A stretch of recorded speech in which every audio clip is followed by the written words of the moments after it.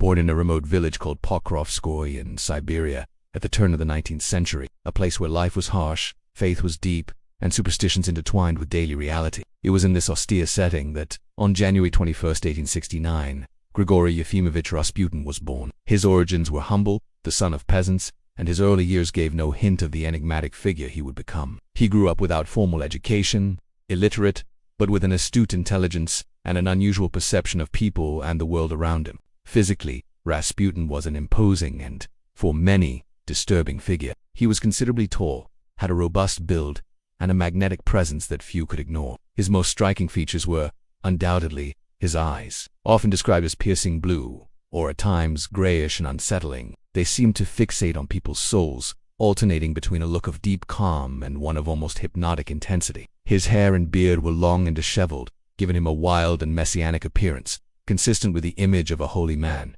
He would cultivate, there was something about him that attracted and repelled at the same time, a duality that would define his life. Rasputin's youth was turbulent.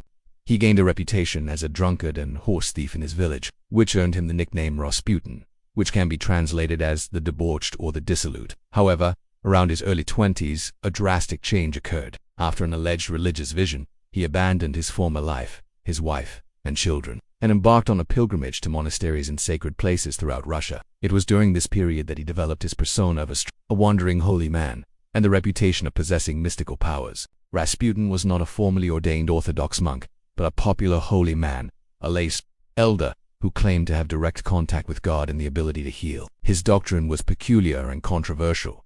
He believed that salvation could only be achieved through sin and subsequent repentance, which led him to participate in nocturnal rituals and behaviors that shocked many. He engaged in intense prayer sessions, with chants and dances, which to some were spiritual and to others, orgies. His fame as a healer and prophet spread by word of mouth, gaining adherents among peasants and eventually drawing the attention of more influential circles. His journey led him from isolated Siberian villages to cities, where he began frequenting high society and church circles. His rustic manner, his simple yet captivating speech, and the aura of mystery that enveloped him, contrasted sharply with the formality of St. Petersburg's elite, sparking curiosity and fascination. He was an exotic novelty, a holy peasant who promised a more direct connection to the divine than the established church. The reputation of his alleged cures and of his ability to read people's souls preceded him, preparing the ground for his entry into the highest echelons of Russian society. The imperial capital, with its atmosphere of decadence and search for spirituality in a period of great social and political instability,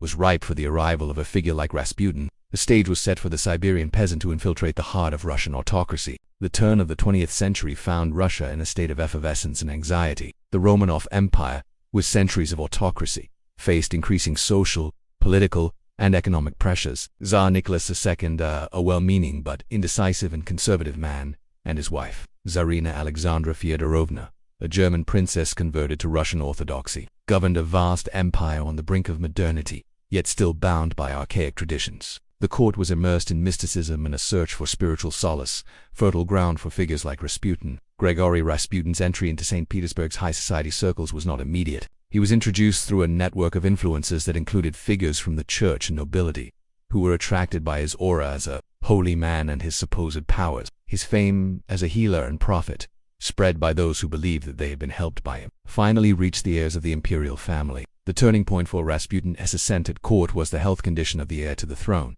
the Tsarevich Alexei. Alexei suffered from hemophilia, a hereditary disease that prevented blood clotting, making any cut or bruise potentially fatal. For Tsarina Alexandra, who carried the genetic blame for the disease, she was Queen Victoria of England's granddaughter, a carrier of the gene. Her son's suffering was a constant agony. The court doctors, with their conventional methods, could do little to alleviate the boy's crises. It was in this scenario of maternal despair that Rasputin was presented to the imperial family in November 19. His first official visit to Tsarskoye Selo Palace occurred on November 1, 1905. Through the Tsarina's lady-in-waiting Anna Vyrubova and Archimandrite Theophan, an influential cleric, the Tsarina, deeply religious and inclined to mysticism, saw in Rasputin an answer to her prayers. What followed was what many considered miracles. During Alexei's bleeding crises, when doctors proved powerless, Rasputin was summoned. He would sit beside the Tsarevich, pray, talk to him, and somehow, the bleeding would diminish or stop. Modern science suggests that Rasputin's effect might have been psychological. By calming the boy in the Tsarina, he'd reduced anxiety, which in turn lowered Alexei's blood pressure, aiding clotting. Furthermore, He reportedly advised discontinuing aspirin-based medications, then unknown as such, but present in some tonics that worsened hemophilia. For the royal family, however, it was a divine intervention. Rasputin became our friend, the only one capable of saving the Tsar. From that moment on, Rasputin's influence at court grew exponentially. He wasn't just a healer. He became a spiritual advisor to the Tsarina, and by extension, to the Tsar. Although Nicholas II maintained a certain distance and initial skepticism, Alexandra's devotion to Rasputin was unwavering. She believed he was a messenger from God, a holy man who ensured her son's health and, by extension, Russia's stability. His presence at court was an anomaly. A rude peasant, with coarse manners and questionable hygiene, had unrestricted access to the empire's highest echelons. He received petitions, gave advice on ministerial and military appointments, and even influenced important political decisions, especially during World War I, when the Tsar was at the front and the Tsarina managed the country. This influence, based on his perceived connection to the divine and his ability to calm the Tsar, was a mystery to the Russian elite and a growing source of resentment and alarm. The holy man from Siberia was now at the center of power, and his presence was an omen of turbulent times.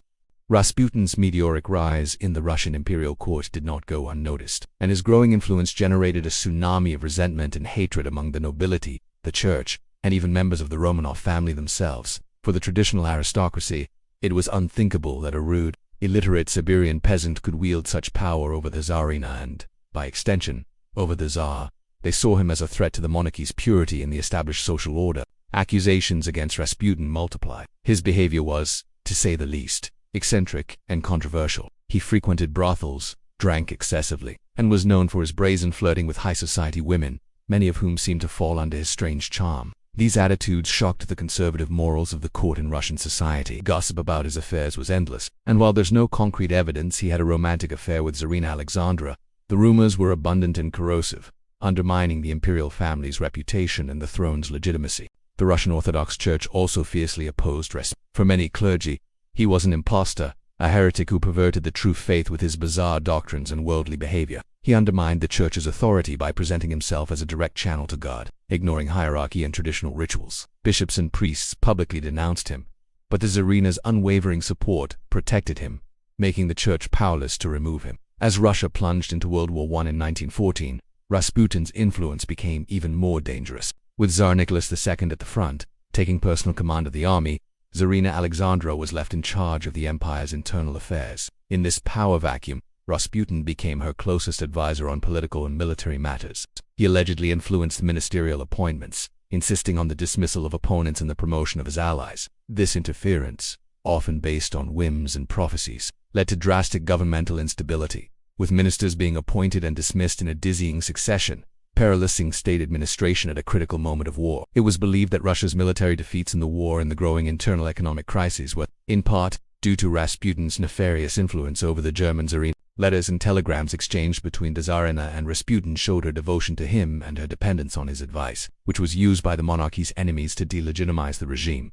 Frustration with Rasputin reached a boiling point. He was believed to be the root of all Russia's ills, a parasite leading the empire to ruin and eroding faith in the Tsar. For many, was a sign of the autocracy's decay and in fact a hastening revolution. It became clear to some members of the Russian elite that the only way to save the monarchy and the country was to remove Rasputin. Conspiracies to eliminate him began to emerge, many involving prominent noble figures and even the Duma, the Russian parliament. They were convinced that by killing the mad monk, they would be saving Russia. The web of hatred and despair surrounding Rasputin reached its breaking point in the winter of 1916. For a group of ultra-conservative nobles and politicians, led by Prince Felix Yusupov, one of Russia's wealthiest and most influential men, Grand Duke Dmitry Pavel, the Tsar's cousin, and the right-wing politician Vladimir Putin, the only way to save Russia and the monarchy from itself was to eliminate the mad monk.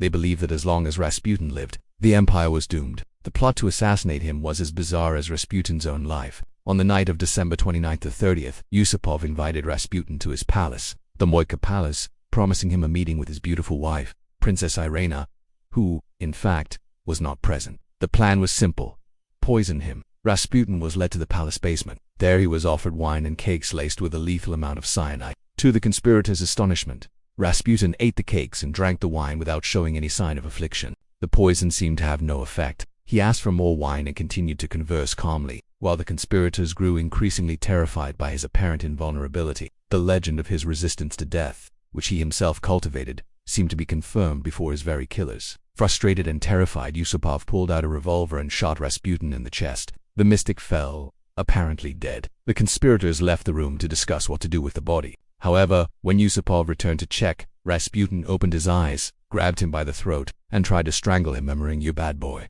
The sight of Rasputin coming back to life was terrifying. He got up staggering and tried to flee the palace, crossing the frozen courtyard. Purichkovich, one of the conspirators, fired more shots at Rasputin from behind, hitting him a few times. Even so, the monk continued to drag himself. Finally, the conspirators tied him up, rolled him in a carpet, and threw him into the icy waters of the Neva River, through a hole in the ice. The medical examiner confirmed, days later, that Rasputin did not die from the gunshots or the poison. There was water in his lungs, indicating that he was still alive when he was thrown into the river and died from drowning and hypothermia. His ability to resist poison and gunshots further fueled the legend of his immortality or of a demonic power. News of Rasputin's death spread quickly, but, contrary to the conspirators' expectations, it did not save the monarchy. On the contrary, the royal family was devastated, especially Tsarina Alexandra, who saw the death of her friend as a grim omen for Russia's fate. Instead of stabilizing the regime, Rasputin's assassination further exposed the Romanov dynasty's fragility and disconnection from its own people and from political reality. Less than 3 months after his death, the February Revolution of 1917 erupted, the Russian Empire collapsed, and the Romanov family would be brutally executed in July 1918. The figure of Rasputin, the Siberian peasant who rose to the pinnacle of power and was assassinated in such a brutal manner, became a symbol of the decay and fall of Russian autocracy. In the modern world, Rasputin's legacy transcends Russian history. He is an archetype of the manipulative mystic, the controversial healer, and the enigmatic figure who wields power over elites. His story continues to fascinate, inspiring books, films, songs, and plays, and fueling debates about faith, power, superstition, and the fragility of political power. Rasputin has become a name synonymous with mystery and the intrigue behind the scenes of power, a vivid reminder of how an improbable figure can destabilize a century-old empire. The life and death of Grigori Rasputin are among the strangest and most dramatic chapters in Russian history. What part of this story shocked or intrigued you the most? Do you believe Rasputin's death was a necessary act for Russia, or was he just a scapegoat for larger monarchical problems? Share your opinion in the comments. And if there is another mysterious figure or fascinating historical event you'd like us to explore in our next video, leave your suggestion below. Your curiosity is our guide.